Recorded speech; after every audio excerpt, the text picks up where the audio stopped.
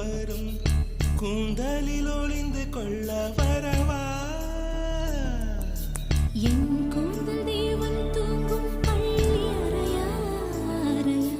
மலர் சூடும் வயதில் என்னை மறந்து போவதுதான் முறையா